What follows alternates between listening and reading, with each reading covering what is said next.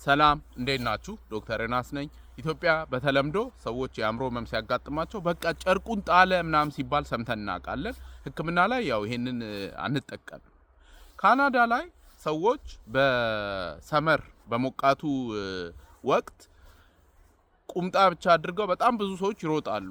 ከላይም ሳይለብሱ ከታችም ቁምጣ ብቻ አድርገው ይሄ ኖርማል የተለመደ ነገር ነውና ይሄንን ብታዩ እንደ አልተለመደ ነገር ከአእምሮ ህመም ጋር እንደተያያዘ ተደርጎ አይወሰድም። ሰዎች ያው ቁምጣቸውን ካወለቁ ይሄ ኢንዲሰንት ኤክስፖዠር ይባልና ፖሊሲ ይዛቸዋል። ተገቢ አይደለም፣ ህጻናት አሉ ወዘተ በሚል ማለት ነው። ከዛ በተረፈ ግን በዊንተር ወራት በረዶ ባለበት ወራት ሰዎች ራቁታቸውን ከሄዱ ይሄ ራስን እንደ ማጥፋት ሙከራ ተደርጎ ነው የሚታሰበውና ፖሊሲ ይዛቸዋል። ወደ ሆስፒታል የአእምሮ ሐኪም ጋር ያመጣቸዋል።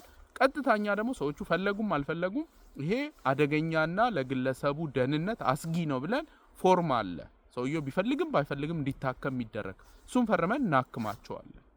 ከዛ በተረፈ አንዳንድ ጊዜ ቤተሰብም ሊደውል ይችላል። ለምሳሌ በዊንተር ወቅት ሰውየው ሹራብ ብቻ አድርጎ ከላይ እንግዲህ የዊንተር ኮት ሳያደርግ ጃኬት ሳይለብስ ከወጣ ኧረ ልጅ ጤንነቱ ያሰጋኛል፣ ዝም ብሎ ሹራብ እንደለበሰ ነው ከቤት ይወጣን ብለው ቢደውሉ ፖሊስ ለዌልነስ ቼክ ሄዶ ቼክ ያደርጋቸዋል ማለት ነው። ለዛሬ እንግዲህ ይዤላችሁ የመጣሁት ይህንን ይመስላል። ሁልጊዜ እንደምለው ያለ አእምሮ ጤና የለም። ደህና ሁኑ።